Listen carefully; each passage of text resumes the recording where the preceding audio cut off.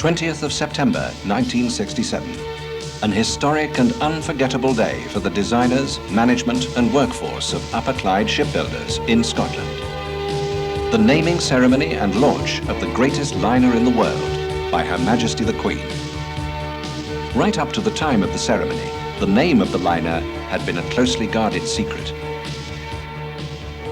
I name this ship Queen Elizabeth II.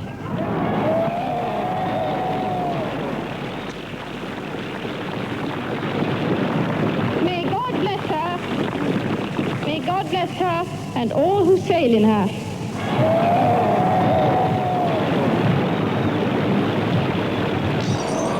A champagne bottle broke on her bow, and slowly at first, the giant Cunard moved over the well-greased wooden blocks, her only journey over land. Picking up speed, she broke the calm waters of the Clyde. Her propellers sank beneath the water, and the huge hull plunged into her future natural element. Nearly 2 years earlier, on the 5th of July 1965, and known simply as Shipyard number 736, the first section of the ship's keel, weighing 180 tons and 117 feet long, was moved into position on the slipway. The same berth on the Clyde where her illustrious predecessors, Queen Mary and Queen Elizabeth, had been built. Today, the superliner Queen Elizabeth II is seen worldwide. An ambassador at large, sailing under the British flag, she has an enviable reputation for quality and service. Why do passengers return again and again? If you take your holiday in a top-rated hotel, the scenery never changes. With QE2, the scenery never stops changing. There are many ways to take a holiday, but for me, this ship is a special treat. It will always be a great memory. This is one of the few places where you can really relax, get away from business and everyday problems, and also have a good time. I've never enjoyed myself so much in all my life. Good company, good food, and great hospitality. What more can you ask for? I'll never forget when I saw the captain and the officers dressed in their white uniforms with gold braid. This was at the captain's cocktail party. One of the highlights for many passengers is the captain's cocktail party. Here, the captain extends a welcoming hand to his fellow passengers, many of whom are travelling on board for the first time. The captain also greets old friends who return time and time again, some rich, some famous, all mingling, becoming acquainted and striking up new friendships. From April to December, the QE2 operates a scheduled service between Southampton and New York, the only transatlantic liner left in the world. During this period, she also undertakes cruises to the Mediterranean, the Caribbean, Bermuda, and the Atlantic Isles. During the winter months, she cruises around the world, changing her itinerary every year, visiting exotic destinations such as Acapulco, Honolulu, Bangkok, Mombasa, Istanbul, and Athens, and sailing through both the Panama and Suez canals. These ports of call vary, but always include the world's most spectacular sights.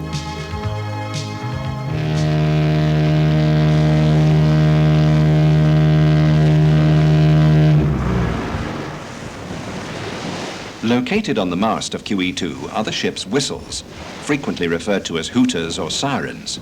Such a blasphemy will make a true blue seaman shudder.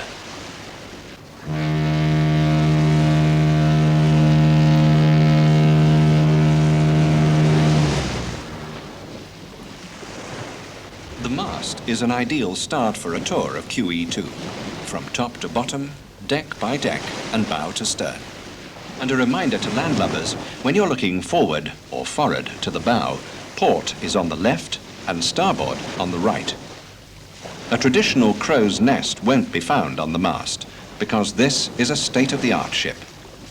A duct inside the mast carries air up from the kitchens, and there is access to the whistles and navigation lights. To the rear is the funnel, painted in the famous Cunard colours, red and black. The top of the funnel is the highest point on the ship, 204 feet 1.5 inches above the keel, to be precise. At the base of the funnel is the unique shovel-shaped scoop, which was designed to ensure that smoke and fumes are kept well clear of the open deck space and swimming pools. There are 13 decks on QE2, and the highest is the signal deck.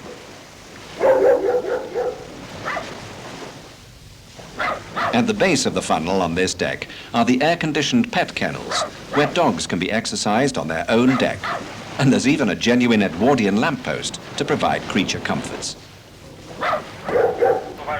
Forward is the bridge, with the enclosed wheelhouse and the chart room.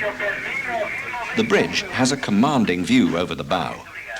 The projecting wings on each side provide clear, unobstructed views to port and starboard, and the stern. The bridge is manned by 2 officers when she's at sea, with the most advanced equipment: gyro and magnetic compasses, a direction finder, radar, a satellite navigator, and an autopilot for steering the ship. When QE2 is entering and leaving port, the captain will be joined on the bridge by a pilot who has local knowledge of tides, navigable channels, and any difficulties when berthing and casting off. The captain confers constantly with the pilot. Richard, you check the starboard front door, pilot. Both engines going ahead now.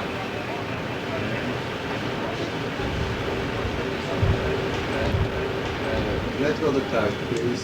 Forward, tug forward. Let go the tug.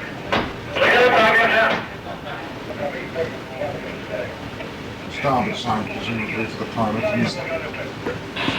What's going the next port to this? Southampton. Southampton.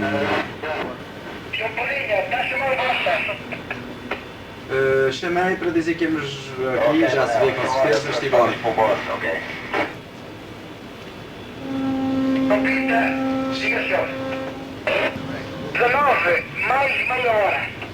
Obrigado. The ultimate responsibility for Cunard's legendary flagship is the senior officer in command of the liner.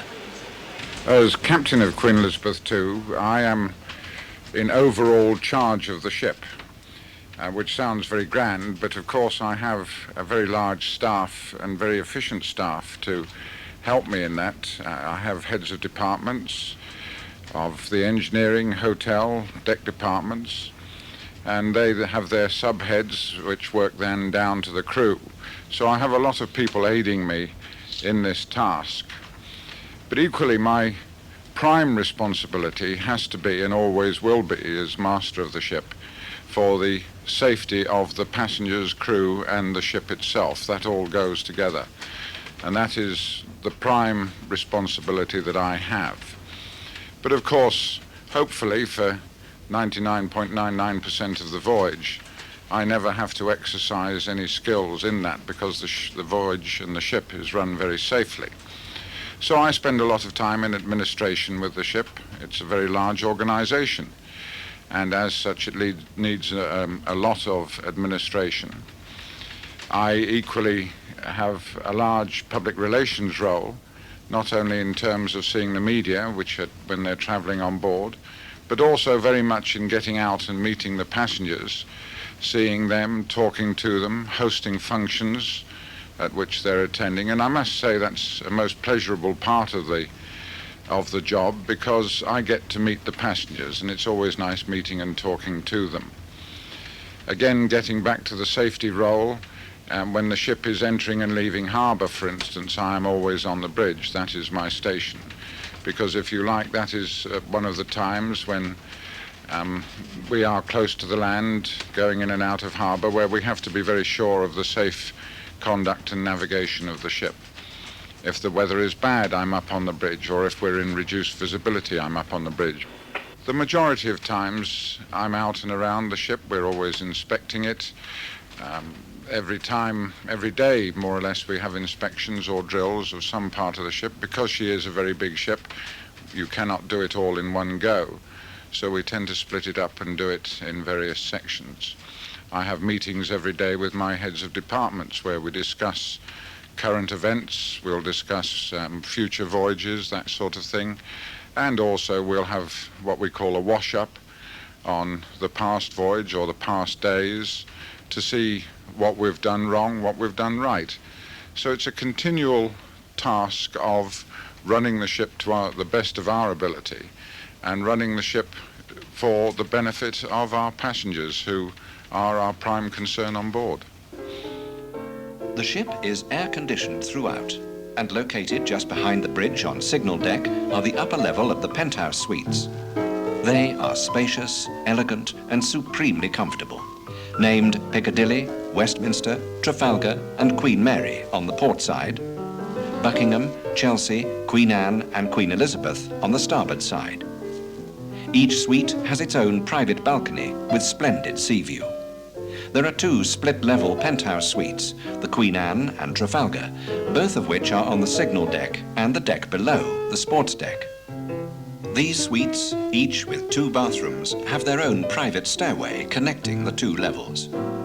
The ultimate in luxury, this is the champagne and caviar lifestyle. The QE2 is a top-class hotel at sea, and the hotel manager is the person in charge of this complex operation. In my capacity as hotel manager, I am responsible for all areas of the hotel operation. This, of course, is a first-class five-star operation.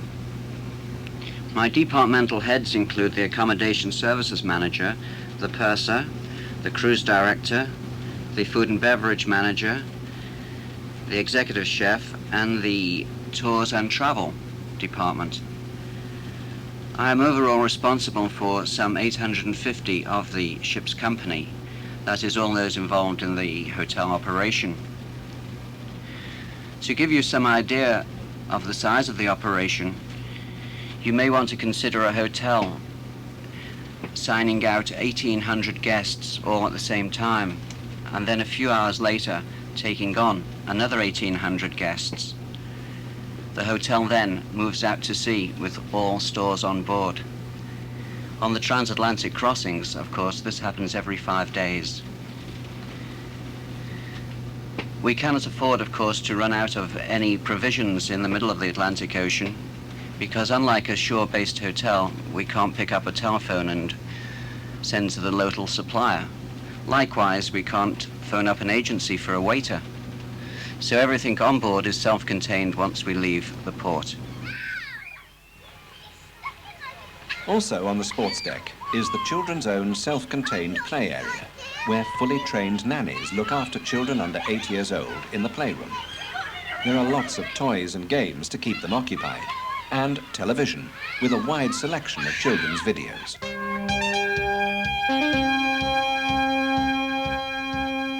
One deck below sports deck is the boat deck. Here you can see the ship's launches and lifeboats. Just under the bridge wings are two boats painted brilliant red. These would be utilized in the event of an emergency. The cruise launches are used to ferry passengers back and forth to the ports where she cannot berth. When QE2 is in dock, these boats are regularly tested. There are 20 lifeboats with a total capacity of 2,244 and 56 life rafts for 1,400. On board, there are 3,474 life jackets and 30 lifebuoys. If you're feeling energetic or want to try and shed a few pounds of weight after overindulging in a restaurant, the boat deck is the place for you. There's plenty of fresh sea air to invigorate you, and this is the rendezvous for willing walkers and jolly joggers. And remember, 5 times around the deck equals 1 mile. Good afternoon, ladies and gentlemen. Well, Mr. Sean Angel, please call the radio room on extension 3300. Thank you and good afternoon. The radio room, manned 24 hours a day, deals with cables and maintains listening watches and telephone radio circuits so that you can phone anywhere in the world at all times. It is in constant contact by telex, fax, radio telegraphy and satellite communications. Particularly on transatlantic crossings, the radio room facilities are used by those passengers who need to continue to conduct business even though away from the office. For those passengers paying for penthouse suites comes the privilege of dining in the exclusive Queen's Grill. Featured as part of its decor is a magnificent polished wood plaque depicting the royal coat of arms. Before sitting down to enjoy the excellent fare selected from a mouth-watering menu, there's time to relax and have a thirst-quenching aperitif in the adjacent Queen's Grill lounge on the starboard side. The QE2 offers every possible facility to passengers for leisure or business. And there's even a boardroom located port side on boat deck. If you want to go shopping on board, you won't be disappointed when visiting the international shopping concourse towards the stern on boat deck. From this array of shops, which is a seagoing version of Fifth Avenue or Bond Street, you can buy souvenirs, jewelry, perfume, cameras, designer clothes, and duty-free items.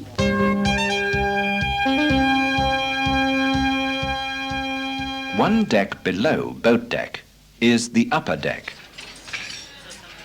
The Mauritania restaurant is located at the bow end of the upper deck. Passengers are offered the choice of 2 sittings in this restaurant, named after the famous liner with her distinctive 4 funnels. The maiden voyage of the Mauritania was in 1907, and she captured the coveted blue riband for 22 years as the fastest liner on the Atlantic. On display in the restaurant is a detailed model of the Mauritania. This restaurant is decorated in the beautiful Art Deco style, so reminiscent of earlier Cunard ships. Passengers make their choice from a wide selection of dishes 3 times a day. Behind the Mauritania restaurant is the theatre cinema, with comfortable seats for 525 passengers. Good afternoon, ladies and gentlemen. We would like to advise you of some of the activities taking place in the theatre on board today. At 9:30 this evening there will be a piano recital in the theatre, and this will be followed by tonight's film, which will be shown at 10:30 p.m. Thank you for your attention and good afternoon. The QE2 daily programme, which is slipped under the cabin door every day, lists the feature films which are shown daily in the spacious theatre on 2 decks. Details of lectures and workshops are also listed in the daily programme. QE2's Festival of Life lectures are given by people from the professional, business and art worlds. They vary each voyage and include personal finance, personal development, life enrichment, business, entertainment and the arts.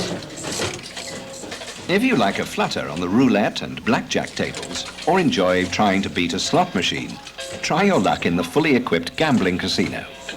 The Players Club Casino is a popular place to spend an hour on board every evening.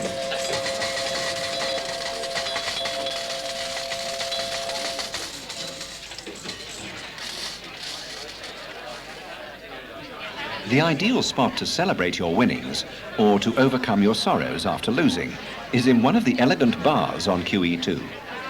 The ship's wine cellar contains 25,000 bottles, so you can relax and enjoy a drink with old and newfound friends without fear of the ship running dry. The theatre bar is directly opposite the casino on the starboard side of the ship. After dinner, this is the ideal place to have a drink. And what could be more appropriate than a cocktail named after the ship? A QE2 cocktail consists of equal amounts of brandy, sweet martini, orange curacao, lemon juice, and grenadine. And how you make it? You start up taking 1 glass, filling it up with ice. You're taking 1 cocktail shaker, filling it up with a little bit of ice. You're taking brandy bottle. Putting 1/3 in there. Take the orange curacao bottle, 1/3. And the sweet martini, 1/3. And putting it all in the shaker. And you're taking your lemon juice, filling it up with probably around double as much lemon juice as all the spirits. Taking a little dash of grenadine and shake it.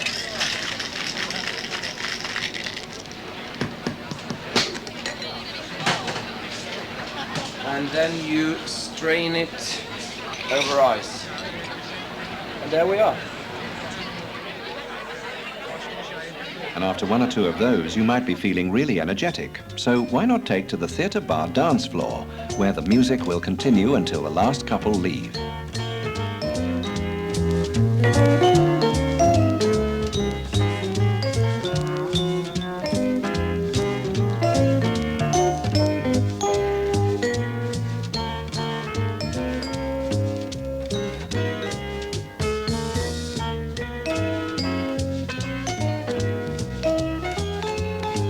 There's a star-spangled and lavish cabaret every night in the superb Grand Lounge, which seats 800 passengers. The two levels are linked by a grand staircase, and this is the largest of the public rooms. There is a dance floor and bar service. During the Superstars cruises, many famous orchestras and stars have entertained on board the liner. One person is in charge of all the activities and entertainment. My responsibilities as cruise director of Queen Elizabeth II are very extensive. We have up to 75 people in the department transatlantic and approximately 100 people on a world cruise. So there's an awful lot of departmental administration involved in my job. I'm also the total feedback between the ship and head office. I'm responsible there for making decisions about future programs and future entertainment with the entertainment department in New York. Actually, on board ship, I often would like to describe the position as that the cruise director and his department are really responsible for everything that happens to the passenger throughout the day and through the evening, outside the navigation of the ship, of course, medical services, and specific food and service, which is, of course, one of the largest departments of the hotel operation. This means that we're responsible for all lecturers, all lectures on board, we're responsible for the clergy, responsible for all entertainment and all activities throughout the day, and along with that, of course, goes the behind-the-scenes part of that, the rehearsals and so on and so forth. We're responsible for all television on board, radio on board, the movies that are shown in the theatre come through my department, and we're also the people who front the ship, particularly the cruise director. I suppose outside the captain, the cruise director is the person that the passenger looks to most, so it's important, even if it's only perhaps 15% of the total administrative job, that the cruise director on board the Queen Elizabeth II is the sort of person who can communicate with the passengers and act as a figurehead and a leader in a sense. So we are very important in the PR side of the ship as well. If you find that you're a bit rusty on the dance floor and want to exercise your slow, quick, slow, there's a dance instructor to put you through your paces during the day. All right, let's try and see if we can do those last three steps, if we would, please. Turn to face the stage, gentlemen. Ladies, turn to face the yacht club. Gentlemen, now stepping backwards on the left foot.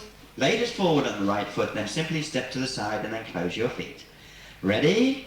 And 1, 2, 3. Okay, so at this point, we're halfway through the routine. Let's try and see if we can do all 9 steps without stopping. Turn back to face over towards the port side, gentlemen. Ladies, face the starboard side. Towards the stern of the upper deck is the teen club, where young passengers can do their own thing. I'm the youth activities director on board, and it's my responsibility to keep the 8 to 16-year-olds occupied from 10 a.m. to 10 p.m. This entails a series of activities running from games, tournaments, sports, puzzles, quizzes, competitions and the like. We also have the facility in the teen centre of 13 video games. We have a table tennis table, an arts and crafts area where we do maybe 3 arts and crafts projects per voyage.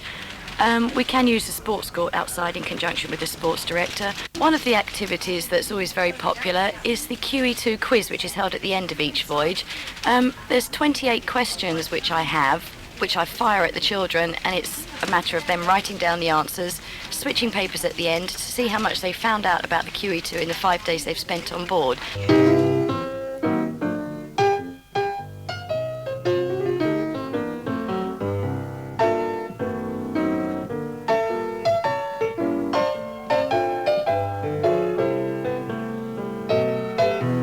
The yacht club is located at the stern of the upper deck, the ideal bar in which to sip a late nightcap. This is where passengers can sit around the famous dazzling glass grand piano and be entertained by a pianist who will also sing your favorite songs.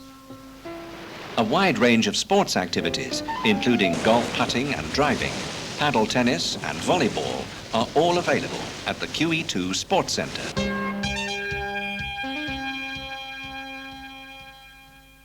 One deck below upper deck is the quarter deck. Located towards the bow are 3 restaurants. The position and price of your cabin decides where you dine. Passengers who eat in either Princess Grill Port or Princess Grill Starboard have only one sitting. These 2 prestigious grill rooms compare favourably with 5-star hotels around the world. Chefs of international repute have created a high standard of cuisine which can be indulged as the ship is cutting through the sea. Behind the 2 grill rooms is the highly rated Columbia restaurant, which has floor-to-ceiling windows, offering a magnificent passing panorama of the sea. Over 600 passengers at one sitting can let their gastronomic imagination surrender to the daily menus, which include those aimed at the diet-conscious passenger. This is the menu for lunch today. Appetizers, tuna fish, chopped celery and onion salad mixed with egg and mayonnaise. Smoked duck breast on crisp salad with grilled apple. Sliced pineapple topped with fromage blanc on a fruit coulis. Soups, beef consomme mandarin, fresh herb soup with croutons, and chilled almond and strawberry soup.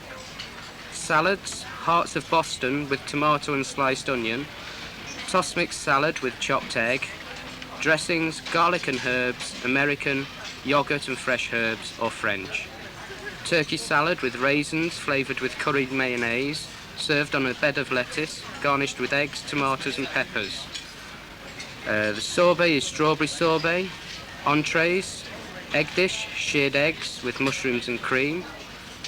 The pasta dish is spinach fettuccine noodles topped with a rich ratatouille sauce on Parmesan cheese. Broiled whole trout marinated with lime and topped with caper butter, green peas, broccoli and steamed new potatoes. Toad in the hole served with baked beans and onion gravy. Stir-fried beef Sichuan style in a spicy black bean sauce with Chinese noodles and sliced vegetables. And the QE2 chicken burger, char-grilled and served in a toasted sesame bun with remoulade sauce, onions, French fries and red cabbage coleslaw. For desserts, we have key lime pie a la mode, ice cube Denmark with chocolate sauce, carrot cake with cream, and steamed vanilla pudding with brandy sauce. For diabetics, the dessert is fruit jelly, and ice creams are vanilla, chocolate, and strawberry. Dessert sauces are strawberry and coffee. The QE2 spa suggestion is sliced pineapple topped with fromage blanc on a fruit coulis, and the open-faced hot pastrami sandwich on whole wheat toast with mustard sauce and crisp lettuce. A feast fit for the Queen, and more to eat than you'd be served at a state banquet. On display in the Columbia restaurant is a superb engraved solid silver vase given by the citizens of Boston in 1840 to Samuel Cunard, the founder of the Cunard line. This gift was to commemorate the maiden voyage of the 207 feet long paddle steamer Britannia from Liverpool to Halifax in 12 days and 10 hours, and a further 46 hours on to Boston. The quarterdeck lobby features 3 tapestries that depict the launching ceremony of the liner by Her Majesty Queen Elizabeth II on the 20th of September 1967. When you want a quiet break away from eating and all the other activities on board, and you like cards, Scrabble, chess, checkers or backgammon, head for the card room where you can meet like-minded passengers. The QE2 offers an unrivaled range of services, and next to the card room is the library and ocean bookshop, run by a full-time librarian.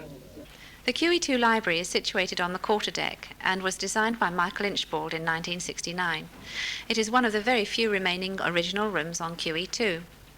Within the library we have approximately 6,000 books available for passengers to take out on loan or use as reference material.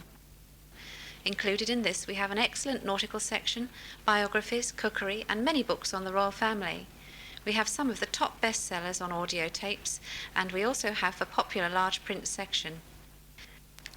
We have foreign language books including French, German, Spanish, Italian and Japanese, and we have current magazines that are available for passengers to take out on loan, a regular supply of newspapers from the ports we visit. We have a children's library and also a very extensive travel section, which is well used because passengers can look up the ports they're going to on a cruise and do some research here in the library. Situated within the library, we also have the Ocean Bookshop, which offers to the passengers a selection of up to 80 nautical books, which they can purchase as a souvenir of their voyage on board QE2. Many of the books are about the Cunard line, and some are written by officers or captains that we actually have on board, or past captains since retired. If you fancy a mild flutter when the ship is at sea, you can take part in the daily totalizator on the ship's run. Passengers attempt to guess how many miles the ship has travelled since noon yesterday to noon today. Winners collect their share of the pool when the distance is announced shortly after midday. A large incomplete jigsaw puzzle is also on display, so that passengers, when passing by, can help to finish the picture. The midships bar is one of the most elegant and intimate bars on QE2. This bar and the library, both designed by Michael Inchbald, are two of the only remaining areas of the ship which have been retained as originally designed. It is tastefully furnished in rich, relaxing shades of green, with the unusual feature of a gold leaf ceiling. Situated starboard side on quarterdeck, it is the ideal place for an aperitif to stimulate your appetite before dinner. The Queen's Room spans the width of the ship, 105 feet. Many diverse activities take place here, from yoga classes to chair exercises for senior citizens. The Queen's Room is also popular for morning coffee and bouillon, the hot, meaty drink which is a cruising tradition, and for full afternoon tea with fresh sandwiches, pastries and cakes. Later in the day, passengers gather for the captain's pre-dinner cocktail parties. At one end can be seen the bronze bust of Her Majesty Queen Elizabeth II, who gave her name to the ship. Providing entertainment for the passengers requires a great deal of time, effort, and expertise. The cruise staff are responsible for ensuring that this aspect of the operation runs smoothly. Hello, I'm the Deputy Cruise Director on board QE2. That really means entertainment manager. My responsibilities are to schedule and plan the entertainment and the music and the dancing, etc. that takes place on the ship. As you can imagine, there's a lot involved in that because this is a big ship with 2 ballrooms, 2 nightclubs, 7 bars and a lot of other public areas that have to be filled with entertainment on an hourly basis. Towards the stern of quarterdeck is the Club Lido, Magradome and quarterdeck pool. If you don't fancy breakfast in bed in your cabin or want a change from eating in the restaurant, you can have breakfast and lunch buffet style in the Club Lido. At the stern is the famous Magradome. Here, the QE2's most spectacular pool is covered by a retractable glass roof, and this has created a unique indoor and outdoor leisure and entertainment area, complete with dance floor, bar, comfortable lounging chairs, and food serving area. During the day, this is an ideal spot in which to relax and sunbathe around the pool. As the sun sets, the mood changes, and it becomes a rendezvous for those who love the thrill and magic of nightlife afloat. The tempo then becomes more lively, and you can dance under the stars to a live group or the beat of the disco.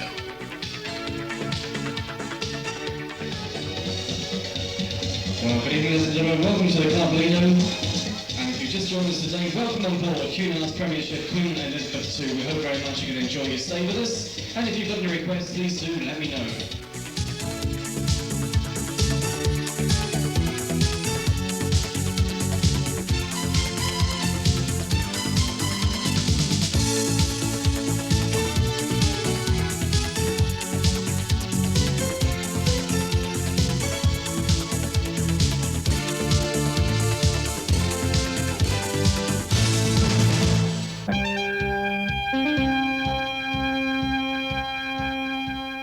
The deck below quarterdeck is one deck.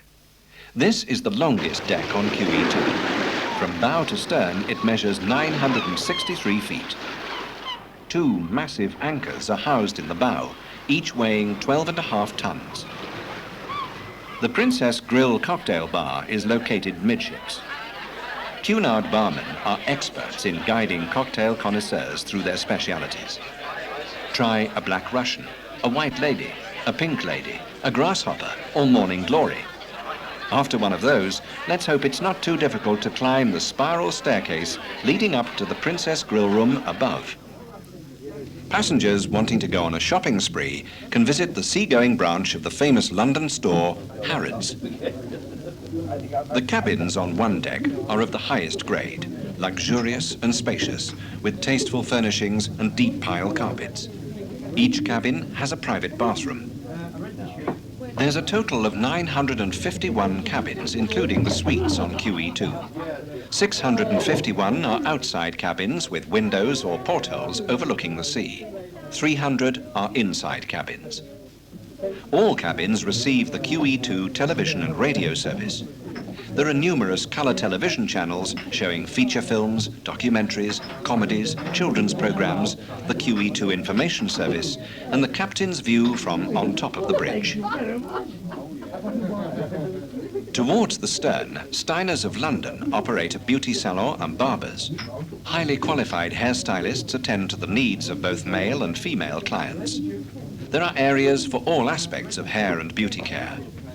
Demonstrations on hairdressing and beauty are given while at sea in the public rooms. And if you want to dance through the night but your feet are killing you, here you'll find a chiropodist. If you want to sunbathe and relax away from the cares of the world, head for the swimming pool on the stern of one deck.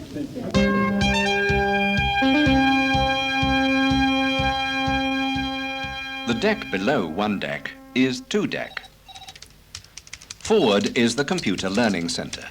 Adults and children can have a lot of fun here with the computer games, or expert instructors will help you learn a little or a lot about computers.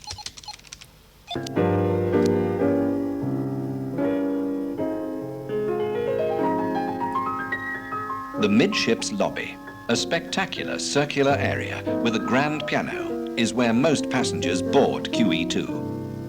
Here, they're greeted by Cunard staff and directed to their cabins.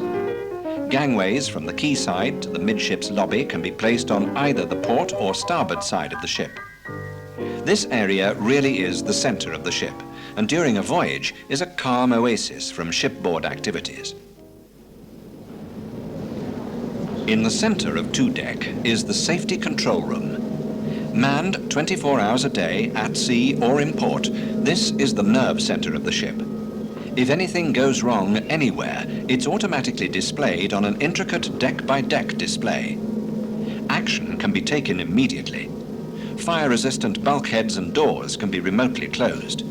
Cabins and public rooms have automatic sprinklers in the event of fire, and security petty officers regularly patrol the ship. Everything is done to ensure the safety of the ship, passengers, officers, and crew. Good afternoon, ladies and gentlemen. Will Mr. Dalderfield of cabin 2142 please call the purser's office on extension 8302. Thank you for your attention and good afternoon. The purser's office is located towards the stern on two deck. The Travel Information Bureau, passengers' accounts, banking facilities, and safe deposit boxes are all in the same area. On the port side is the doctor's consulting room. Passengers can visit the doctor during the regularly posted hours without an appointment. I'm the principal medical officer on board Queen Elizabeth II, and I'm in the head of a department which consists of always one other doctor, at least 3 nursing sisters, sometimes a dentist, sometimes a physiotherapist, a dispenser, 2 hospital attendants. And we have a hospital which comprises several wards for both passenger and crew use when necessary. We run clinics every day for both passengers and crew, every morning and every afternoon, at sea and in port, 7 days a week, all the time the ship's in operation. We're able to deal with most things on board the ship. We have a fully equipped operating theatre which we use quite frequently for minor things and only occasionally, fortunately, for major things. But we have a very good history and a very good track record on the ship for the medical department. And I think all of us who work on here like to think that it is the finest medical department on any ship afloat. If you're prone to seasickness, cabin staff can provide suitable pills. Alternatively, the doctor also has a cure involving an injection which was first used by astronauts. After a few hours' sleep, you can rejoin your shipmates with the knowledge that for the rest of your voyage you will not be affected. The benefits of this injection last for 2 months.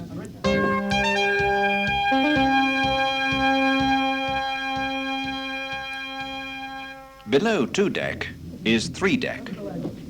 Near the bow is the synagogue. Designed by Professor Misha Black, it is decorated in blue with ash panels. The captain conducts an interdenominational divine service in the theatre when the ship is at sea. Roman Catholic Mass is observed every evening.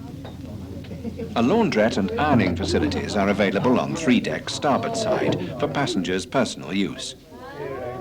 QE2 cabin staff quietly and efficiently ensure that cabins are clean, tidy and welcoming.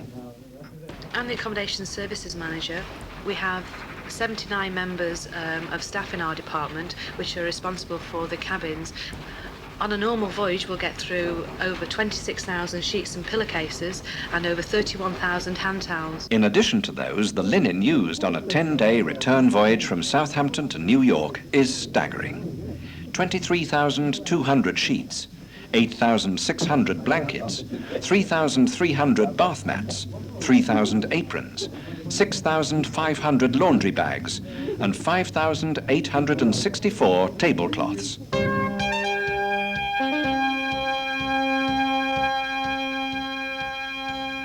On 6 deck and 7 deck are located excellent facilities for those passengers who are ready to have a go and flex their muscles. When the ship is in dock, tons of food supplies have to be loaded into storerooms deep in the ship. There are 30 walk-in fridges. The best champagne, including Dom Perignon and Cunard's own Ritz champagne, and boxes of the finest wines and spirits have to be stored and distributed to the bars and restaurants throughout QE2. In a locked, secure area are stored tins of the priceless pearls of the Caspian. Caviar. Beluga is the best, the ship being the world's biggest single buyer. Traditionalists will tell you that the only way caviar can be served is on its own, chilled with a glass of vodka. Blennies, caviar, sour cream and buckwheat are a particular favourite of Queen's Grill passengers, as is salmon à la Russe, smoked salmon wrapped around a caviar centre, presented on cucumber and hard-boiled egg slices. Stores required on board for one return transatlantic crossing include biscuits, 2,000 pounds, canned fruit, 1,500 gallons, eggs, 79,200, milk, 2,500 gallons, cream, 3,000 quarts, fresh fruit, 22,000 pounds, beef, 25,000 pounds, fresh vegetables, 27,000 pounds, and an incredible 50,000 tea bags. What to wear for dinner is suggested in the QE2 daily programme. The guide to attire will be either formal, informal, optional or casual. When QE2 is on a cruise during a theme evening, Western or Caribbean dress is occasionally suggested. The discerning diner can choose from an extensive dinner menu. Passengers' favourite special orders include beef Wellington, rack of lamb, Chateaubriand, steak Diane, steak tartare, lobster thermidor, veal piccata, duckling à l'orange or duckling Montmorency. The connoisseurs of good food will always find dishes to titillate their taste buds. Christmas, New Year, Independence Day, Burns Night and many other anniversaries are celebrated with special dinners.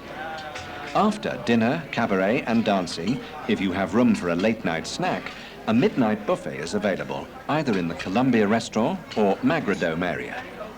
Often on display as a centerpiece are beautiful ice sculptures. The QE2 carries 51,000 items of glassware, 64,000 crockery dishes, 35,850 pieces of cutlery, and 7,921 items of kitchenware, all necessary for what is a 5-star hotel facility. Operating behind the scenes on QE2 are the engineer officers and men who run the mammoth engine room. The ship can reach speeds in excess of 30 miles an hour and is powered by 9 of the most advanced marine engines in the world, each the size of a London double-decker bus.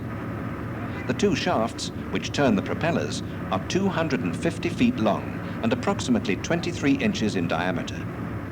There are 2 bow thrusters, one on each side, which can maneuver the ship in either direction, and 4 stabilizers to help steady the ship in difficult sea conditions.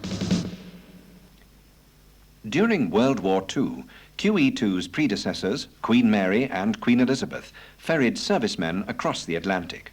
The Queen Mary transported up to 15,000 men on each crossing. On the 4th of May, 1982, QE2 was destined to follow these 2 great liners and requisitioned as a troop carrier to carry servicemen to the Falkland Islands. On the 12th of May, 3,000 service personnel embarked, and the ship left Southampton for her well-publicized journey to the South Atlantic. On the 29th of May, 640 survivors from 3 Royal Navy ships were taken on board. The anchor was raised, and QE2 was on her return trip to Southampton. Her safe return from the Falkland Islands to Southampton water on the 11th of June, with boats and ships of all kinds and sizes greeting her, was a scene of great rejoicing and relief. Radiograms were exchanged by the captain of QE2 and Queen Elizabeth the Queen Mother, who waved to the servicemen from the deck of the Royal Yacht Britannia. A plaque commemorating the return and showing the radiograms passed between the 2 ships can be seen on upper deck. The people of Southampton turned out in thousands to greet the QE2, the ship's company, and the servicemen returning home. Helicopters and hundreds of boats escorted the liner to her berth. It was a day of high emotion.